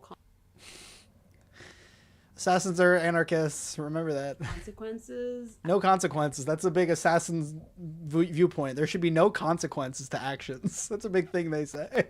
And no accountability. Chaos, war, suffering. That's the world that freedom, pure freedom, creates. And we see that example in real life. Oh, God. When we compare the so-called first world countries with the third world ones. What? What the fuck is going on? Order enforces justice, protects... Wait, so there's too much freedom in the first world, which leads to chaos and destruction or whatever. I want to know where she lives, because she mentioned that she lives in like a socialist country that doesn't have enough control, ... question mark. civilians and keep societies intact. And yet the assassins act like they are morally superior, which I personally don't enjoy very much because Okay. I think it's arrogant. It's true. Oh, you think mind control is bad? Fucking, it's a little arrogant, don't you think? Killing Templars for just being Templars, for their identity. In Assassin's Creed 1, Altair is trained to believe that if someone has the Red Cross, they are evil, and it doesn't matter if they are actually doing good in Jerusalem. That's not even true. He doesn't know that they're Templars for like half the game. No, they just give... Al-Mualim just goes like, this guy is selling weapons. He's bad. Kill him. Like... That's not even... You find out they're Templar... You don't know until like 5 kills in that they're Templars at all. This is just made up. I mean, I guess you... Listen, they have all those Templars around the map that you kill, and it's like 50 out of 100 Templars killed. So I guess there's that. It's the symbol that marks... You kill way more like non-Templar like guards around the place. them for death, not their actions. And if like you're killing them because they work for armies that are gonna go to war, which will like hurt people. Like that's like the Act 1 early explanation for why you're killing these people. if you look through history, She does look South American, but I don't it's a little too vague. that is a problem. The completely silent pause to process the identity thing. That focus on branding over deeds and over true ideology is... And also, the branding over deeds? No, he's like, their deeds, they will be killed for their evil deeds. It's like an Al-Mualim quote. I think he literally names their evil deeds. It's like is chilling. It's almost reminiscent of some of history's darkest ideologies, where people were punished for being who they are. Well, okay, but like being a Templar isn't like being gay. Like it's not. What do you when you say being who they are? You mean like believing that the world should be controlled by a small organization of like powerful, like a powerful conspiracy? Like that's not. Like you can't just kill me because I'm a Nazi. It's, what, just because of who I am? Didn't Templars IRL even back then seen badly? I don't know. I'm too historically illiterate. I don't want to comment too much on that real life Templar thing, but and also why does this footage have to do with this line? It's weird to randomly use Syndicate footage in this context. It's almost reminiscent of some of history's darkest ideologies. Like history's dark. Is it just because the clip is dark? Like literally dark? Because like this is like cartoonishly good guys versus cartoonishly bad guys. The game where people were punished. Listen, you're just killing all these guys because of who they are, dude. What the fuck, man? For being who they are. Colonial assassins in Assassin's Creed 3 and Rogue makes things even worse. They break every tenet they preach. Yeah, but if your argument is that they're breaking tenets that are good, doesn't that mean that their tenets are good? You know what I mean? And also, this is Mirage footage. What the fuck? They kill innocents. They publicly fly assassins' flags in enemy territory. They put people... And also, let's be real, that's just because Rogue is poorly written, so they just made the assassins into Templars so that they could be like, look, what if the assassins are bad? They just like do... But they didn't want to change the gameplay formula at all, so they just flipped who the sides were. People at risk to pursue their ideological crusade. They ignore the stay your blade from the flesh of the innocent. Right, they ignore it, meaning it, but it's a good thing that they're not doing. That means that the idea to do it is good. They flaunt the hide in plain sight, and they compromise the brotherhood for... This is Altair's whole thing. Assassin's Creed 1 is about this. Yes, they do. Yes, it's bad. That's why he reforms it. He makes it better. For personal If you get to bring in Rogue, I get to bring in AC too. pride. Meanwhile, the Templars are doing the work of keeping order of... Okay, like this is just, you're just saying shit. This isn't true. What are you talking about? Meanwhile, the Templars are doing the work of keeping order, of Oh, okay. It's so funny because there actually are arguments to make in AC1 for this, but she's not doing it because she doesn't have the example. Like, when you kill Garnier, after that, there's like more insane homeless people just wandering around the streets for the rest of the game. Like, that's a real you actually do make that part of the world measurably worse to be in, like, from a gameplay perspective even. Like, they become an obstacle that fucks with you. And like you could say something about that. That's like a real thing that's in there. But it's just like they're just keeping order. It's like, well, no, they're mind controlling insane homeless people. enforcing justice and protecting cities. So ultimately, the assassins moralizing. Actually, no, they're mind controlling people and then turning them insane to sell them as slaves. Or sorry, they're selling slaves to turn them into whatever. Childish, naive, and reckless. Freedom is their excuse, but it's chaos in disguise. And are there any more examples? I'm trying to think if there's more examples like that. I mean, I guess there's just like that you kill people in broad daylight and it causes a panic, but that's kind of whatever. I feel like that can be justified pretty easily. In a video game. Sorry, whoa. What hit me the hardest was how believable it all was. Not because it tricked me personally, but because I could see how easily it could trick someone else. True. Yeah, I'm just worried about all those fucking idiots playing this game. The game has authority. When a city is rendered this beautifully, when history is this immersive, it starts to feel true. I like the idea that like the game becomes more morally justifiable the shittier the graphics are. Every single part of it. And remember that in the beginning of the game itself, there is the disclaimer. No, not wink wink. I mean, in a video game, I'm being serious. Killing people is bad. You should not kill people. Unless it's in self-defense. Or they're really, really bad. I'm just kidding again. Remember that in the beginning of the game itself, there is the disclaimer. People from all faiths and cultures were consulted before the creation of this game. Yeah, inspired by historical events. This work of fiction. Also, why is it Unity? Why'd you use Unity? This is in the first game. Why did you use Unity? Weren't those homeless people tortured by that weird doctor? Doesn't that make Altair look righteous by how he sacrifices convenience for the freedom of undesirable people? Yeah, no, true. It's not... They shouldn't, like, be... It's better that they're free. It's just that there are negative externalities, is the point. So it makes you believe that the historical part of it was almost fact-checked, in a way. No, this was inspired by work of fiction. And yes, no! A game is a game, and games... Yes, I agree! ...should not be censored at all. That's... Well, you know, what if...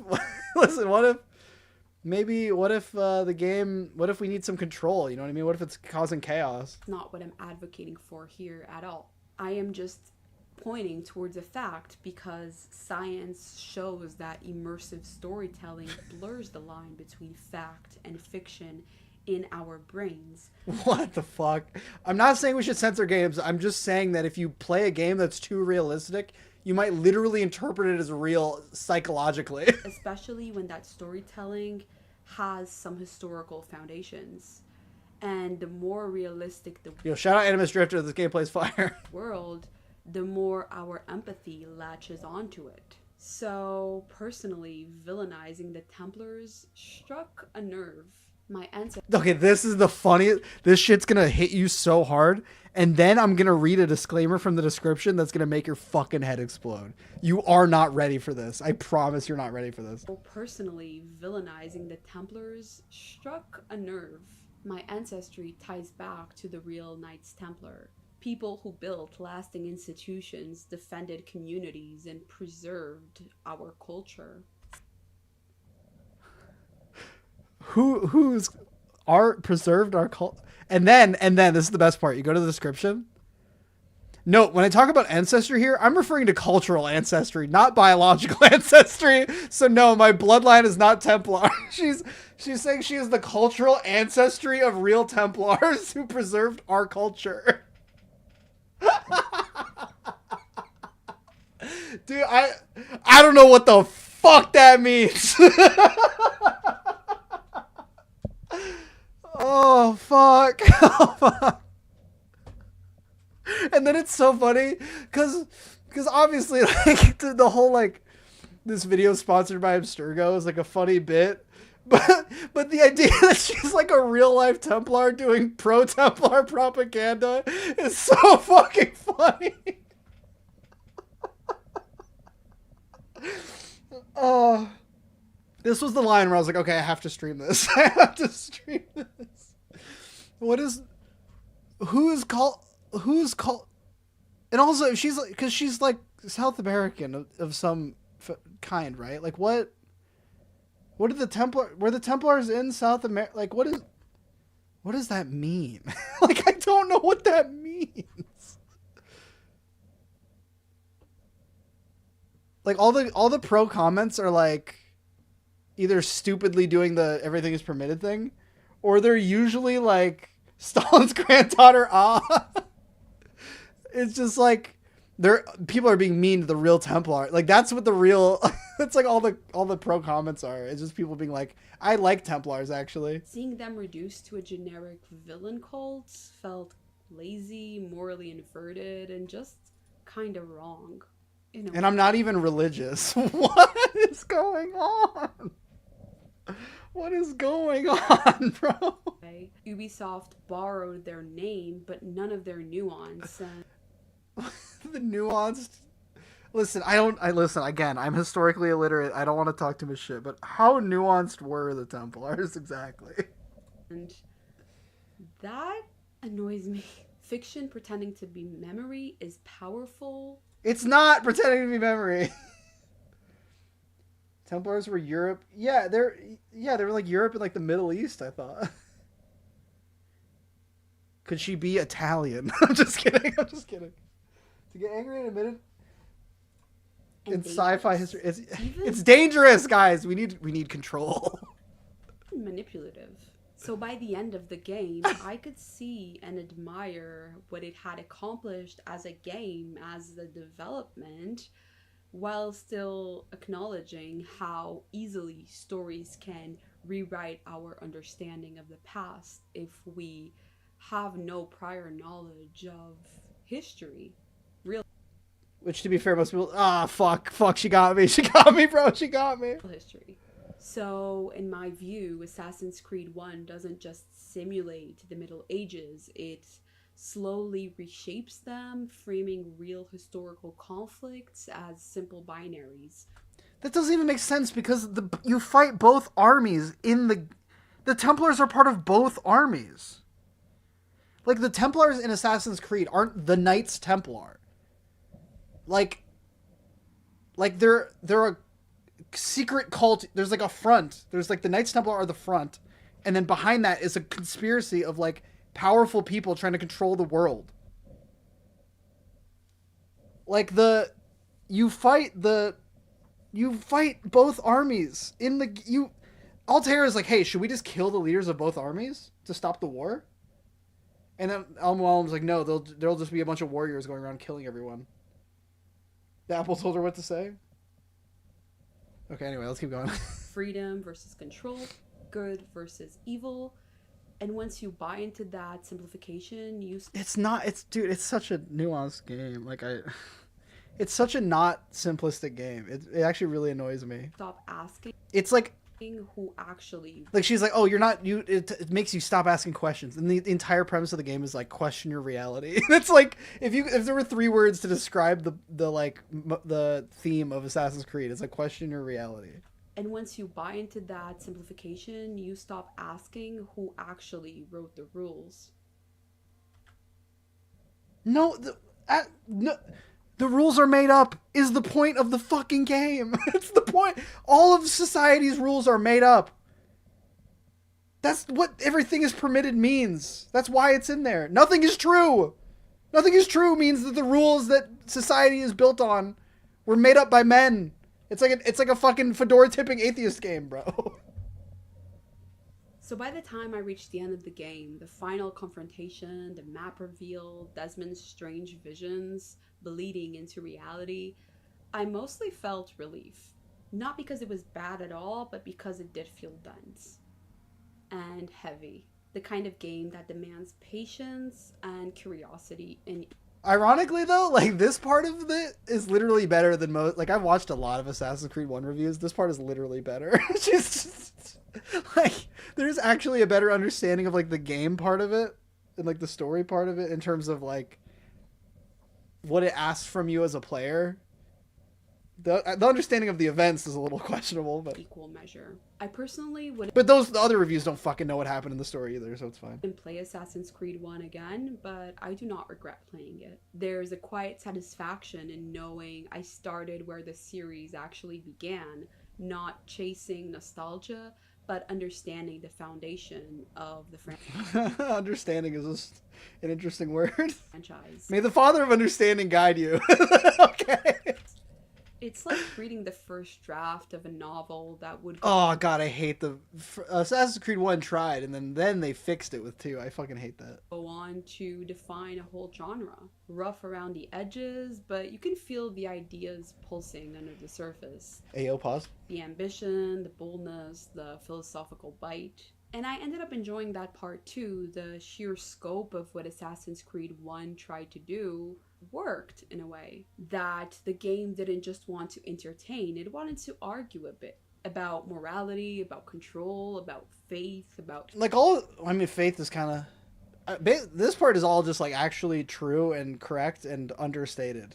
So, I'm glad this part exists, at least. human nature.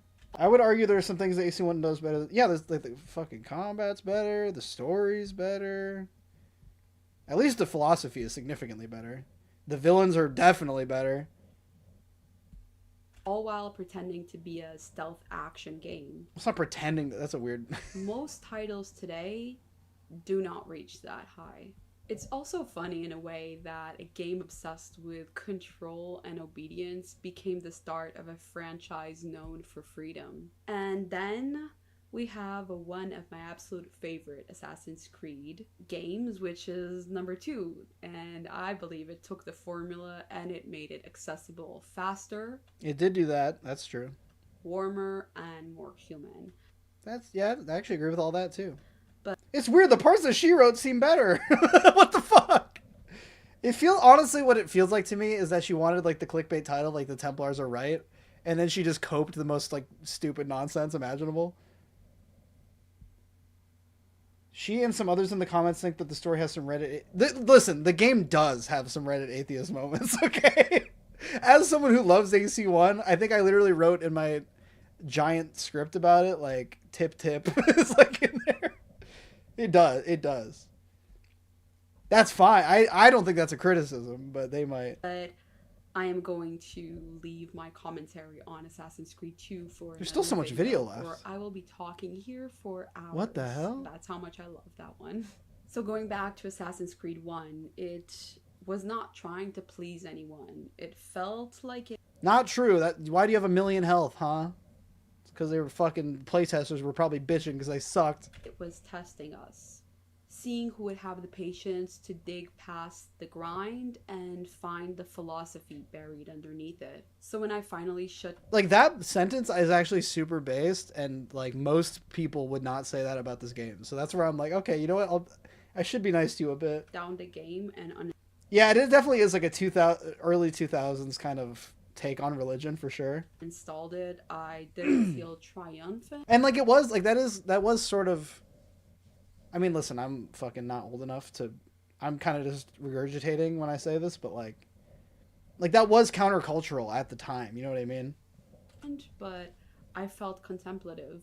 I had seen a world that looked ancient but spoke to modern anxieties. The fear of chaos, the longing for order, the illusion that we are free just because we're not told what to do.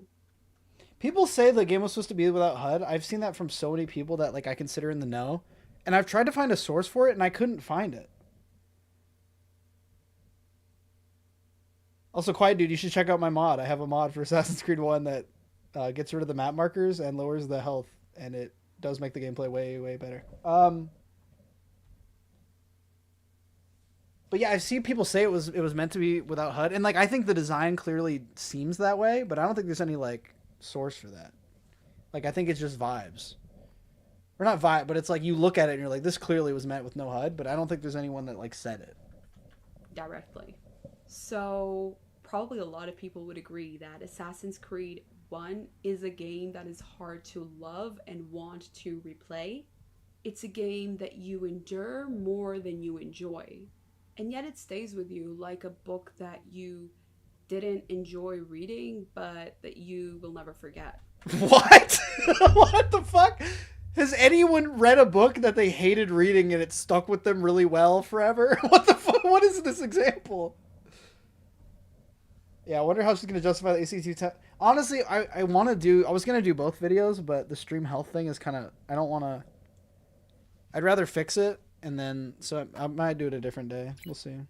Actually, we won't see. That is what's going to happen. I'm not going to do it right now. But... So finishing it felt like completing a conversation between who I was before I started the game and who I am now. What the fuck are you talking about? In a way, and I know that might be a little bit cringy, but it just doesn't make... It's incoherent.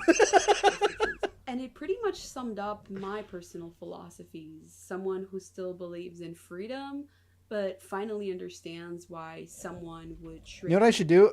You know, Butter, you should contact this lady and make a stream playing your mod. No. What I should do is I should tell ChatGPT what my mod does and then ask it what it thinks a pro Templar player would think about it.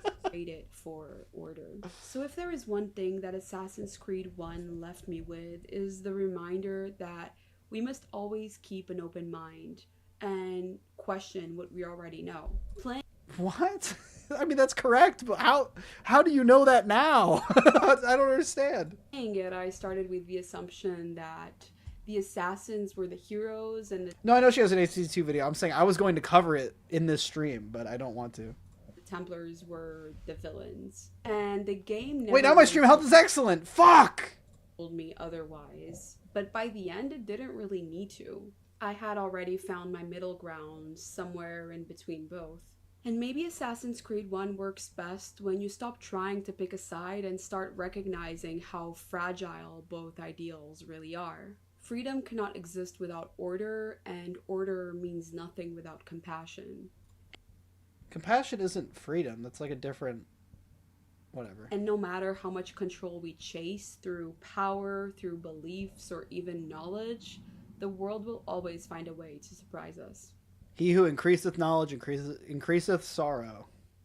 Thank you for watching this video. No, thank you. I hope that you enjoyed it. And as always, if you liked it, don't forget to leave a like. If you did not agree with something I said, you are welcome to leave your thoughts below as well. I appreciate your permission. Always open for a discussion as long as we remain respectful. And I will see you. What in the hell is that thumbnail? Holy, holy shit. All right, let's see these comments a little bit.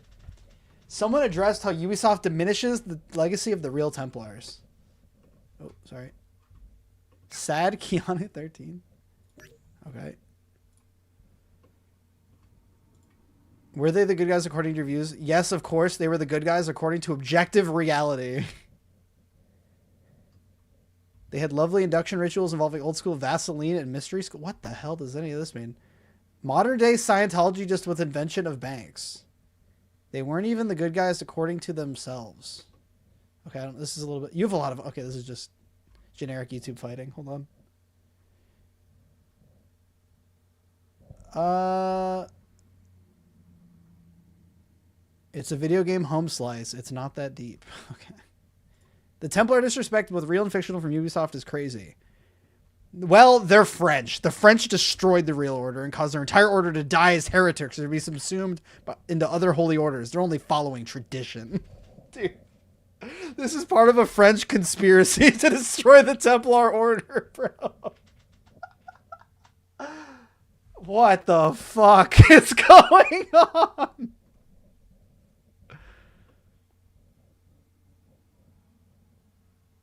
Yeah, here we go. This is the kind of stuff Nash the Neat says. They get disrespected because it's acceptable in Western society to criticize Christianity and show them as the bad guys. Well, it's looked down upon to do it to any other religion.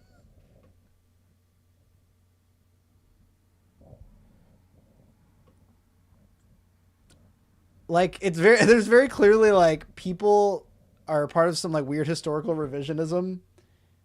I'm not going to say what political affiliation it has that is causing them to be, like, pro-Templar, and then they've extended it to Assassin's Creed for some reason, which is, like, insane. In the memory quarters where the target confessed, it's very eye-opening that we didn't understand the whole picture of their intentions or plans. Some people even genuinely wanted to help, and we only killed them because we were told to. This is a core pillar in AC1, and Altair goes out of his way to question the validity of their actions and if he's wrong. I miss when the Templars weren't portrayed as full villains, just the opposite side of a coin. I feel like Haytham Kenway was the best at giving the player a fair comparison to ideologies. Why would you like this comment? It's severely disagreeing with you, but it's fine. Shay, I hate Shay, dude. Shay is so stupid. Shay is given a reason to hate the assassins and then becomes the Templar inexplicably. When, like, all of his disagreements with the assassins aren't ideological, they're, like, purely practical. And then, yeah, it's just generic freedom without orders. Chaos. Thank you, bro. Thank you. Ubisoft is canonically owned by Abstergo. Okay.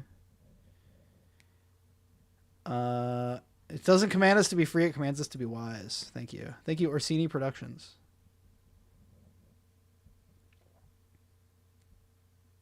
There was one I saw that was really weird, but I don't know if I'll be able to find it. There's one that, like, started going off about Muslims somewhere in here, but you know what? Anyway, just a very odd video. Very peculiar. Let's put this on the watch later.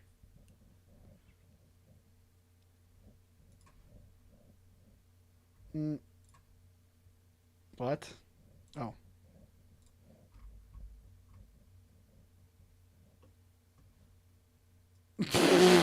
Okay, what the fuck? Video sponsored by Abstergo Industries once again. All right, well.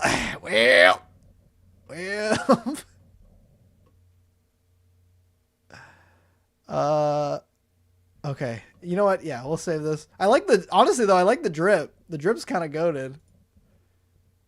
Oh shit, she's got, like, what the fuck? We got Iraq war shit, bro.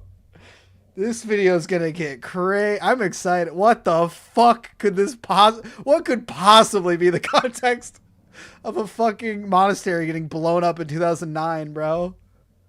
What the fuck? Okay, anyway. I hope you enjoyed. I'll try to get the stream working. But while you're waiting, okay, if you have a PC and Assassin's Creed on PC, check out Assassin's Creed Desynced. It's not loading. Holy shit. I think my internet might just suck. That might be the problem. Check out Assassin's Creed Desynced. It is a mod that lowers your max health and removes map markers, which allows for a more contemplative and attention-focused investigation loop. So that's all I got. I hope you guys, or you know, you can check out the capitalism Assassin's Creed wiki page. Articles that need updating. There you go. Okay, that's all I got. Hope you guys enjoyed. Hope to see you next time. Have fun. Good luck.